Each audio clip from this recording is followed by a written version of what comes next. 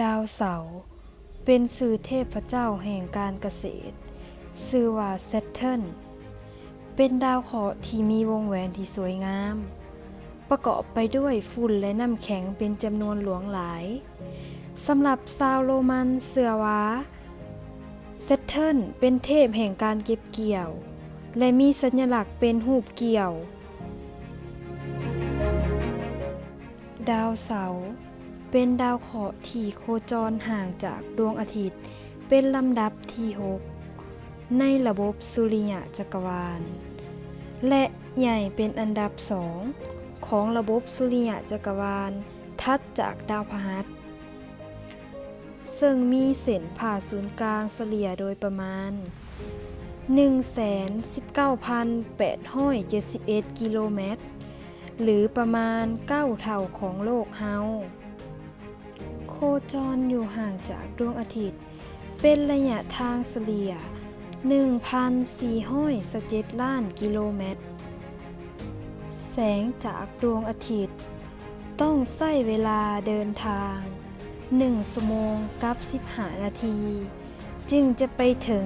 ดาวเสาร์และใช้เวลาโคจรอ้อมดวงอาทิตย์ประมาณ 29.5 ปีของโลกด้วยอัตราความไวเฉลี่ย 9.64 กิโลเมตรต่อวินาทีและหมุนรอบตัวมันเอง1รอบใช้เวลา10 ชั่วโมงกับ 40 นาทีดาวเสาร์เป็นดาวเคราะห์ที่ประกอบด้วย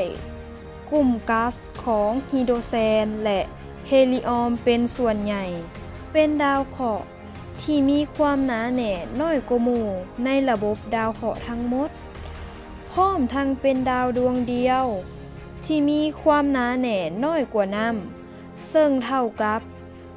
0.7 กรัมต่อซนติเมตรก้อน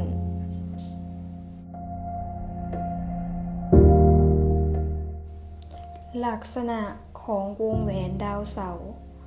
แม่นเป็นวงคล้ายคือกับแผ่นซีดีประกอบไปด้วยน้ำแข็งและสิ้นส่วนเศษหิน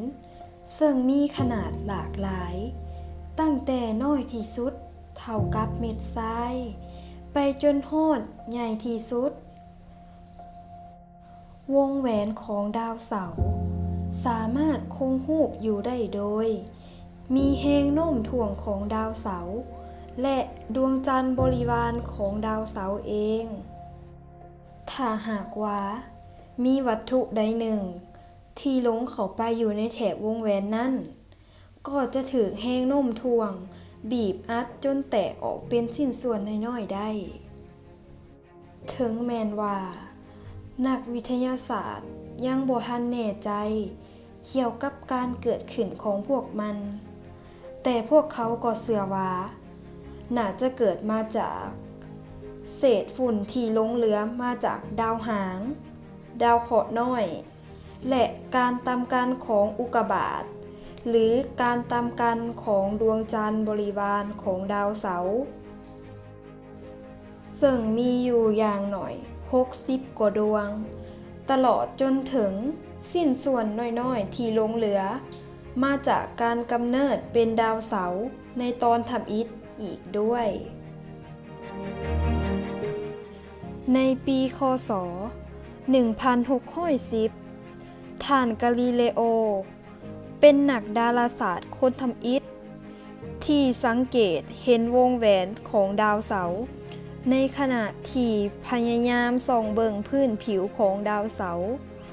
เนื่องจากกล้องโทรทัศน์ยังบ่มีคุณภาพปานใดบันทึกผลการสำรวจของท่านจึงบ่ได้บอกว่าเป็นวงแหวนเพียงแต่บอกว่าเป็นวัตถุประหลาดที่อยู่คู่กับดาวเสาร์คล้ายกับดาวแฝด3 ดวงต่อมาก็ได้มีบรรดานักวิทยาศาสตร์พยายามที่จะศึกษาวงแหวนของดาวเสาร์นับตั้งแต่นั้นเป็นต้นมาจนกระทั่งในปีค.ศ. 1655 คริสเตียน ฮอยเกน นักดาราศาสตร์ประเทศฝรั่งเศสได้ใช้กล้องโทรทัศน์ที่มีคุณภาพสูงขึ้นและได้ศึกษาดาวเสาร์พร้อมทั้งเสนอว่าเป็นวงแหวนดาวเสาร์ที่มีลักษณะแบนและบางยานอวกาศที่เพิ่นส่งขึ้นไปสำรวจดาวเสาร์ได้แก่ยานอวกาศต่อไปนี้ 1. Pioneer 11 ในปีค.ศ. 1973 ยานอวกาศดังกล่าวนี้ได้ถูกส่งขึ้นไปสำรวจดาวพฤหัสและได้เป็นยานอวกาศลำทำอิฐที่ไปถึงดาวเสาร์พร้อมยังได้ส่งรูปถ่ายวงแหวนดาวเสาร์กลับคืนมาสู่โลกเฮาแต่ว่าภาพบ่ค่อยชัดเจนปานใดพร้อมยังสำรวจดวงจันทร์บริวารของดาวเสาร์และได้พบว่าดวงจันทร์ไททันเป็นดวงจันทร์ที่มีอุณหภูมิเย็นจัดบ่เอื้ออำนวยต่อการดำรงชีวิตซึ่งยานอวกาศดังกล่าวนี้ได้สิ้นสุดโครงการในปีค.ศ. 1979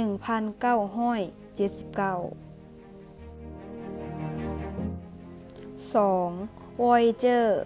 เป็นยานอวกาศฝาแฝดที่ประกอบด้วย Voyager 1 และ Voyager 2 เป็นโครงการที่สำรวจระยะยาวได้ถูกส่งไปสำรวจดาวพฤหัสดาวเสาร์ดาวเนปจูนและดาวยูเรนัสโครงการนี้ได้เริ่มต้นตั้งแต่ปีค.ศ. 1977 ซึ่งว่ายาน Voyager 1 ได้ถูกปล่อยออกในวันที่ 5 เดือนกันยาและ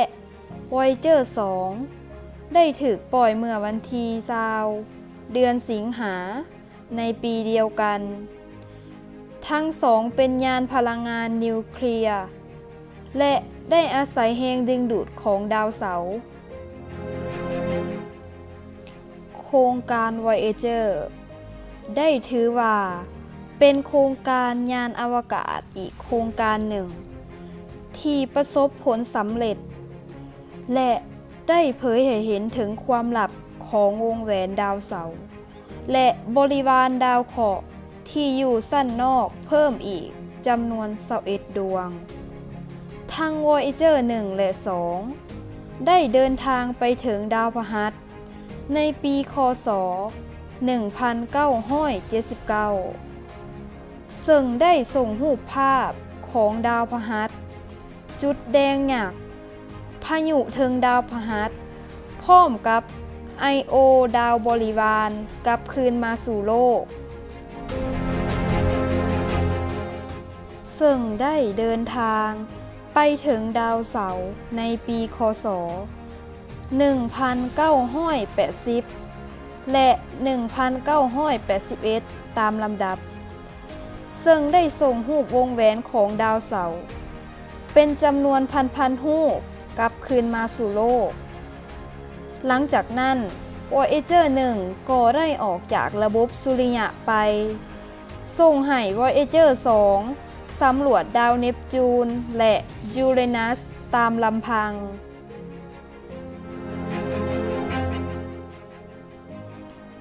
3. Cassini โครงการมูลค่ากว่า 3,000 ล้านเหรียญสหรัฐซึ่งแม่นการร่วมมือของ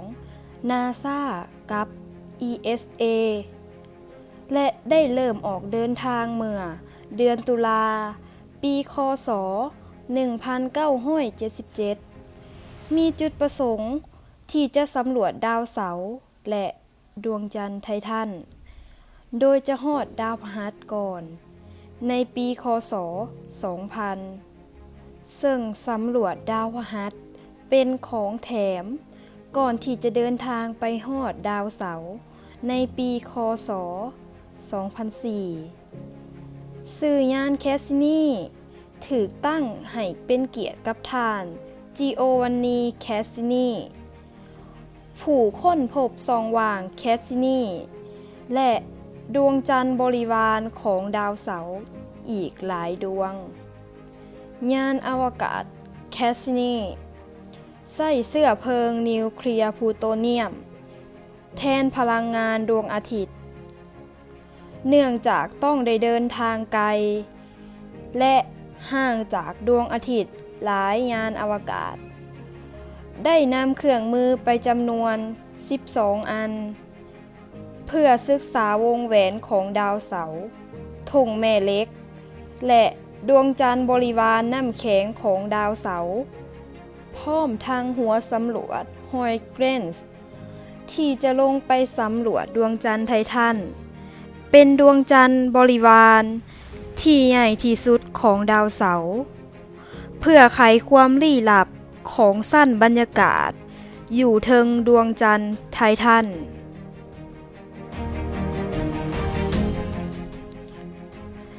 ในระยะทำอิฐของการสังเกตเบิ่งวงแหวนดาวเสาร์พบว่ามีเพียงแต่3สั้นที่สามารถเห็นได้จากโลกของเฮาซึ่งใช้ตัวอักษรในภาษาอังกฤษเป็นสื่อเอิ้นตามลำดับคือ A B C ในปีค.ศ. 1675 Giovanni Cassini นักดาราศาสตร์คนประเทศฝรั่งเศสได้ค้นพบช่องว่างระหว่างวงแหวน A และวงแหวน B เฮ็ดให้วงแหวนของดาวเสาร์มี2สั้นในตอนนั้นต่อมาช่องว่างนี้ได้ถือเอิ้นว่าช่องว่างแคสนีในปีค.ศ. 1979 ก็พบวงแหวนเติมอีกคือวงแหวน D E F และ G ตามลำดับและค้นพบช่องว่างที่อยู่ในวงแหวน A ที่มีชื่อว่าช่องว่างเองเก้และพบดาวบริวารแพนอยู่ในช่องว่างนี้ด้วยอยู่ในวงแหวน F ยาน Voyager ได้พบดาวบริวาร2ดวงคือเพนโดลาและโพรมีเทอุสส่งแรงโน้มถ่วงถึงกัน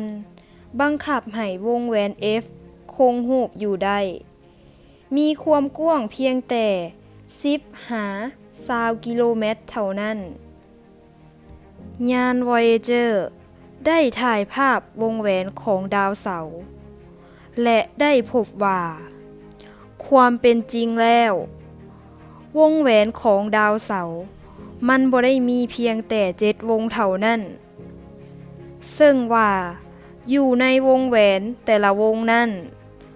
ก็ยังได้ประกอบไปด้วยวงแหวนที่มีขนาดน้อยอีกเอิ้นว่าริงเรทเป็นจำนวนหลวงหลายซึ่งรวมแล้วอาจจะถึง500-5,000 วงแหวนแต่ละวงบ่ได้เรียงลำดับตามตำแหน่งชื่อเอิ้นเช่นว่าวงแหวน A เป็นวงแหวนที่ถือค้นพบทำอิฐแต่มันก็บ่ได้แม่นวงแหวนที่อยู่ใกล้สุดหรือว่าไกลสุดจากดาวเสาร์เนื่องจากว่ามันถูกเอิ้นชื่อเรียงตามการค้นพบและวงแหวนที่อยู่ใกล้ดาวเสาร์ที่สุดแม่นวงแหวนดีตามมาด้วยวงแหวนที่แจ้งและสว่างที่สุดแม่นวงแหวน C B A ถัดออกมาเป็นวงแหวน F ตามมาด้วย G และ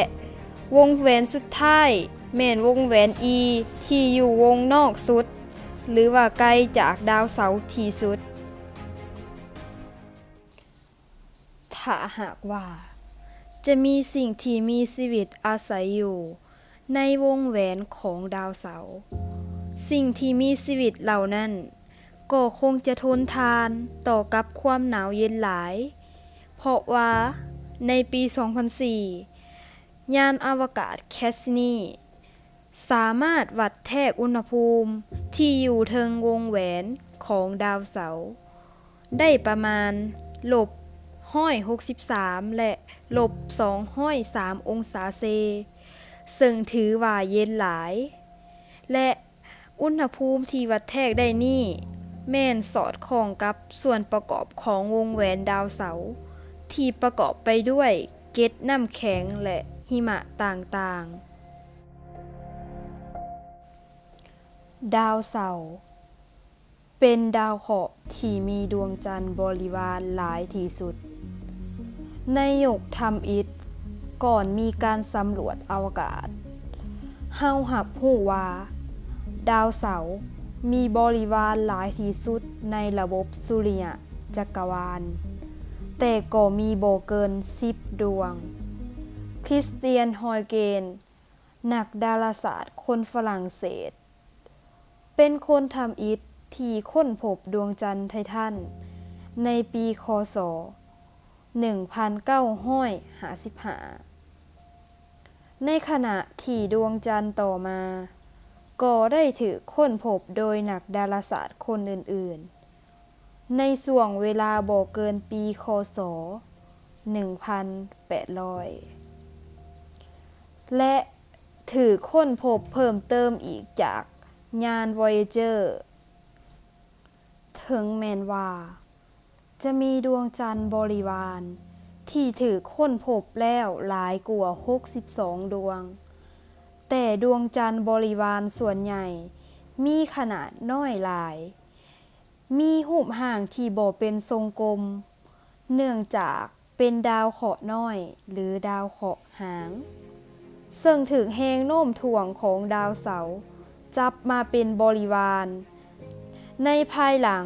บ่ได้มีวิวัฒนาการขึ้นมาพร้อมกับดาวเสาร์ยกเว้นดวงจันทร์บริวารที่มีขนาดใหญ่ดังต่อไปนี้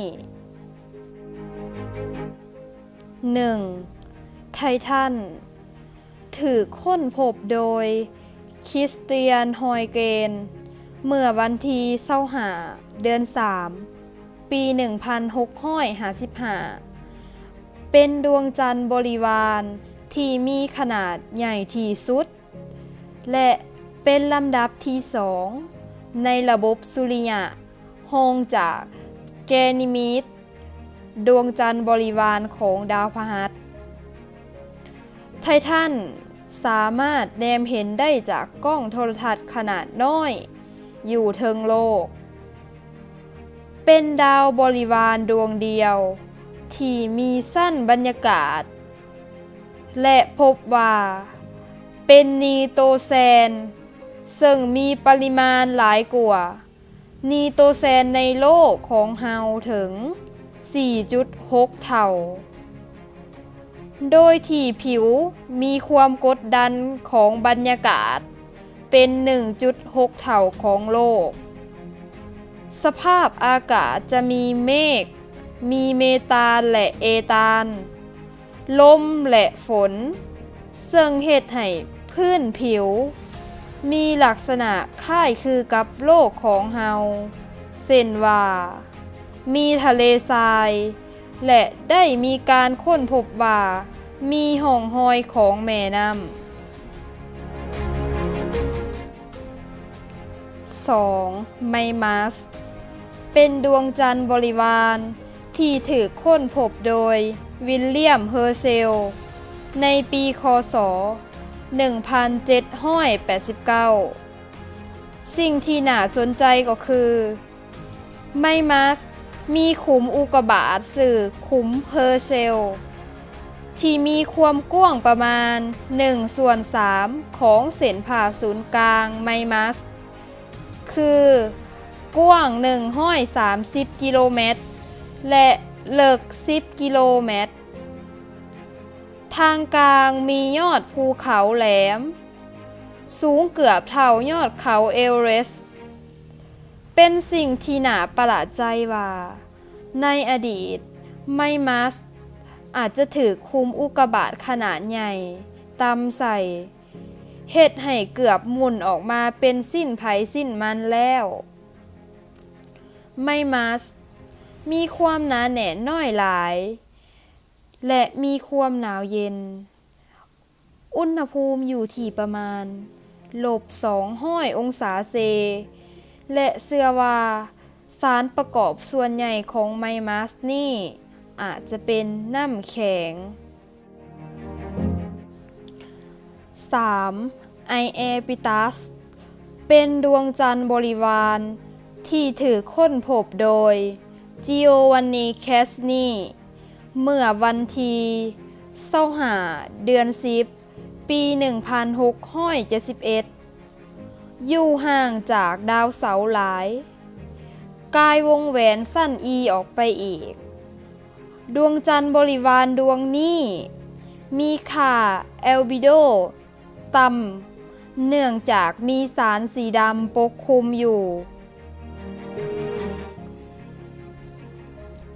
4. เอนเซลาดัสเป็นดาวที่ถือค้นพบในระยะทำอิฐโดยวิลเลียมเฮอร์เชลเมื่อวันที่28 เดือน 8 ปี 1789 อยู่ในแถบวงแหวนอีเป็นบริวารขนาดน้อยมีพื้นผิวที่เต็มไปด้วยภูเขาไฟน้ำแข็งถึงแม้ว่าอุณหภูมิพื้นผิวจะต่ำจนติดลบแต่ความแตกต่างของอุณหภูมิก่อเฮ็ดให้ก๊าซเปลี่ยนสถานะและเกิดมีแรงดัน 5. เททิสถือค้นพบเมื่อวันที่21 เดือน 3 ปี 1684 ค้นพบโดยจิโอวานนีแคสนีตั้งชื่อมาจากทีทิสในเทพปรัมรกรีกเป็นดาวบริวารขนาดกลางของดาวเสาร์อยู่ผ่านประมาณ 1,060 กิโลเมตร